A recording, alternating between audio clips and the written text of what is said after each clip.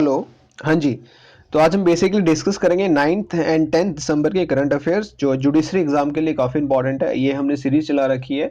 Daily basis पे हम regular current affairs लेके आ रहे हैं जो जुडिशरी के लिए काफ़ी इंपॉर्टेंट है। डे वाइज डे आपको पता होनी चाहिए और इसकी पीडीएफ भी आपको हमारे टेलीग्राम ग्रुप में मिल जाएगी। तो चलिए स्टार्ट करते हैं आज की हमारी करंट अफेयर्स की वीडियो जो कि 9th एंड 10th दिसंबर की करंट अफेयर है। इससे पहले फ्रॉम 1 दिसंबर टू 8 दिसंबर की ऑलरेडी हम वीडियो बना चुके हैं। उसका लिंक आपको नीचे डिस्क्रिप्शन बॉक्स में या हमारे वीडियो की प्लेलिस्ट में जाके आप चेकआउट कर सकते हो। करंट अफेयर्स की जो प्लेलिस्ट है वहां पे आपको मिल जाएंगे। और आप इस चैनल पे नए हो तो चैनल को सब्सक्राइब कीजिए, बेल आइकन को प्रेस कीजिए ताकि आपको रेगुलर नोटिफिकेशंस मिलते रहें। तो चलिए आज का हमारा फर्स्ट करंट अफेयर जो है वो है international anti corruption day observed on 9th December. तो 9 दिसंबर को हम international anti corruption day observe किया। UN assembly designated 9 December as international anti corruption day to raise awareness of corruption and the role of the convention in combating and preventing it. Governments, private sectors, NGO, UNDP, UNODC are at the forefront of these efforts। और ये जो आपका है international anti corruption day observe किया गया है 9 दिसंबर को। और जो United nation office on drug and crime जिसका ऑफिस हेडक्वार्टर वियना ऑस्ट्रेलिया में है, तो ये याद रखने वाली चीज़ है कि 9 दिसंबर को हमने international anti corruption day observe किया। इतना ही याद रखना है आपको current affair point of view से और एग्जाम पॉइंट ऑफ व्यू से। नेक्स्ट देखिए, कुवैत अमीर सॉरी कुवैत अमीर रीअपॉइंट्स शेख सबाब अल खालिद एज प्राइम मिनिस्टर। तो जो कुवैत के आपके जो प्राइम मिनिस्टर थे पहले उनको रीअपॉइंट कर दिया गया है। प्राइम मिनिस्टर नरेंद्र मोदी ने कांग्रेचुलेट किया है Sheikh Sabah al Khalid al Ahmad al Sabah on his reappointment as Kuwait's prime minister and expressed confidence that the excellent relations between the two countries will continue to expand and flourish। और जो capital है Kuwait city and currency आपके दिनार। तो ये important है कि Kuwait का जो पहले प्राइम मिनिस्टर थे उनको दोबारा से रीअपॉइंट कर दिया गया as a prime minister. Next देखिए, ये इंपॉर्टेंट क्वेश्चन है। International day of commemoration and dignity of the victims of the crime of genocide and of the prevention of this crime on 9 December. आप international law में पढ़ते हो। It marks as the 72nd anniversary of 1948 convention on the prevention and punishment of the crime of genocide. अगर आपने UGC net का exam दिया है तो वहां पे भी आपने ये पढ़ा हुआ, इंटरनेशनल लॉ का सब्जेक्ट है ये आपका। The genocide convention the first human right treaty adopted by the UN general assembly. ये एक इंपॉर्टेंट क्वेश्चन है कि जो फर्स्ट ह्यूमन राइट ट्रीटी जो अपॉइंट की थी यूएन जनरल असेंबली के द्वारा वो थी आपकी जिनोसाइड कन्वेंशन और 1948 में इसको आपका अडॉप्ट किया गया था और इसको 9 दिसंबर को इसकी 72nd एनिवर्सरी बनाई गई है।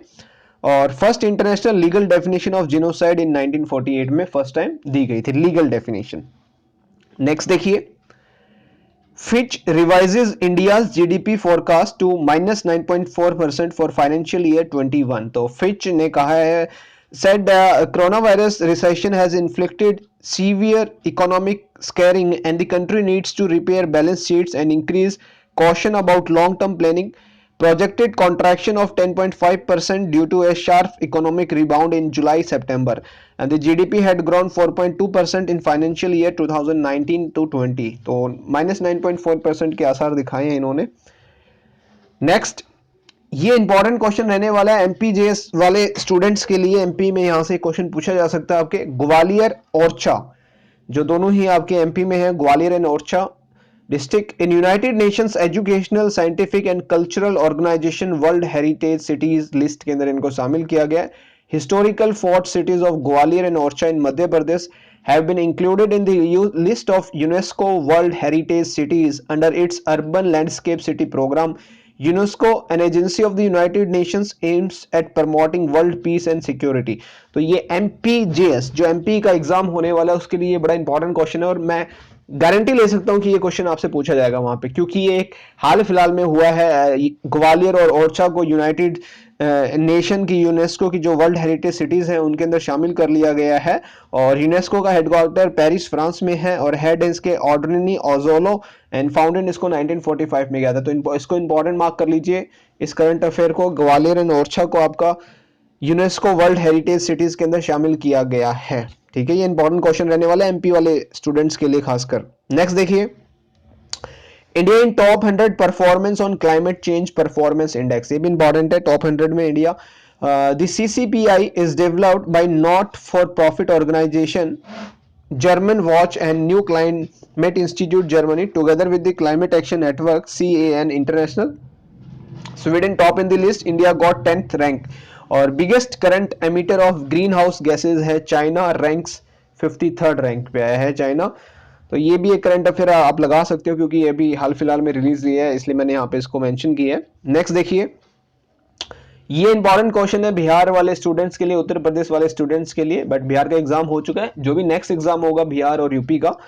To new zoos one each in Bihar and Uttar Pradesh granted recognition by central government. जो जू होते हैं आपके चिड़ियाघर जो होते हैं जिनको आप कहते हैं, उनको रिकॉग्नाइज कर दिया है और इनके नाम बड़े इंपॉर्टेंट है, याद रखना है आपको। Two new zoos, the Rajgir zoo safari in Nalanda Bihar and Shaheed Ashfaq Ullah Khan प्राणी उद्यान in Gorakhpur, Uttar Pradesh were granted recognition. UP Bihar was granted recognition during the general body meeting of the Central Zoo Authority। और Central Zoo Authority जो है आपकी ये body of the government of India for oversight of जू, और इसको बनाया गया था 1992 के अंदर। तो ये इंपॉर्टेंट क्वेश्चन है, दो नए जू जिनको रिकॉग्नाइज किया गया है central body of zoo authority के द्वारा, जो कि आपका बिहार और यूपी के अंदर है। एक तो जो आपका Rajgir zoo safari in Nalanda है और दूसरा आपका शहीद अशफक उल्लाह खान प्राणी उद्यान इन गोरखपुर। ये दोनों इंपॉर्टेंट क्वेश्चन रहने वाले हैं।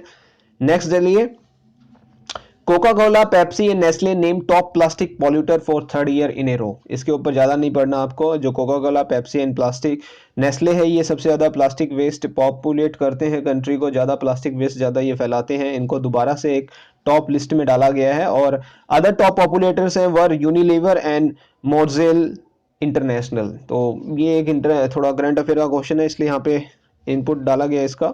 नेक्स्ट देखिए, ये इंपॉर्टेंट क्वेश्चन रहने वाला है। Rajkamal Jha wins Rabindranath Tagore literary prize 2020 for the city and the sea. ये इन्होंने बुक लिखी थी, the Rajkamal Jha won Rabindranath Tagore Literary Prize for his book The City and the Sea. The book is based on the Nirbhaya case के ऊपर थी। Nirbhaya case आप सबने पढ़ा है, आप लोग के स्टूडेंट हो, आप सबको पता है।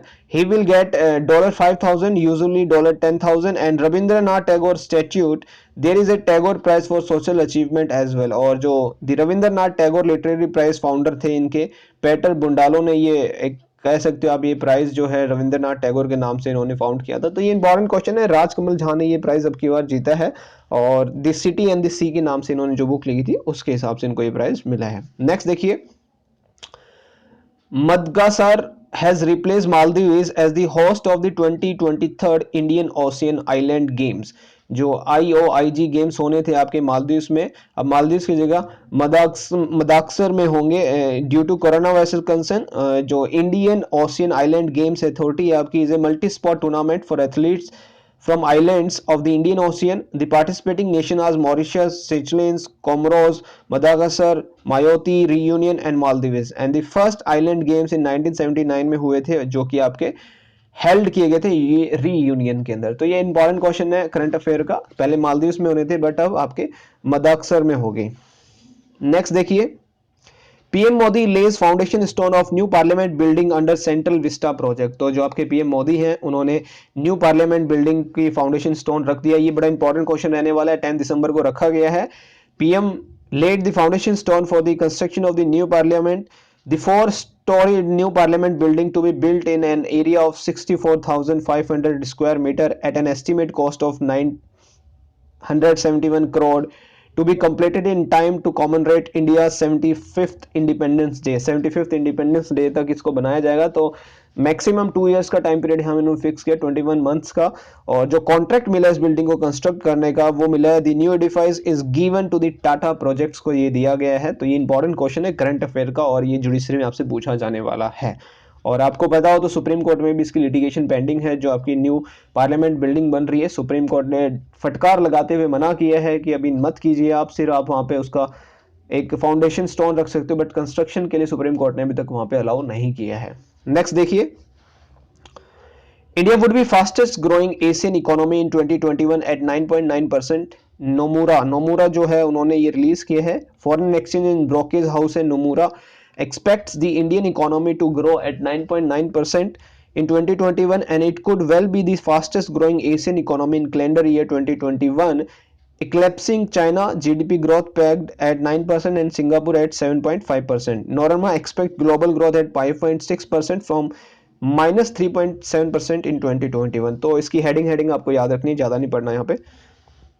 नेक्स्ट देखिए, cabinet approve setting up of public wifi networks under PM वानी। ये इंपॉर्टेंट क्वेश्चन रहने वाला है जीके के लिए कि जो कैबिनेट ने अप्रूव किया है जितने भी पब्लिक वाईफाई लगेंगे किस स्कीम के अंदर, पीएम वानी के अंदर। In a bid to improve wireless connectivity, cabinet approved setting up of public wifi network across India. It will be provided through public data offices. It is being rolled out as part of Prime Minister Wi-Fi Access Network. ये जो PM वानी की full form क्या होगी आपकी, prime minister wifi access network interface. ये important question रहने वाला है आपका, इसको इंपॉर्टेंट मार्क कर लीजिएगा। पीएम वानी के तहत हम वाईफाई नेटवर्क को एस्टेब्लिश करें अक्रॉस इंडिया, और पीएम वानी की फुल फॉर्म है prime minister wifi access network interface. PDOs need not have a licence, registration और एनी अदर फीस। नेक्स्ट आइए, UN declare Invest India winner of Investment Promotion Award 2020। तो United Nation conference on trade and development UNCTAD जिसको हम बोलते हैं, declare किया उन्होंने invest India as the winner of the United Nation investment promotion award 2020।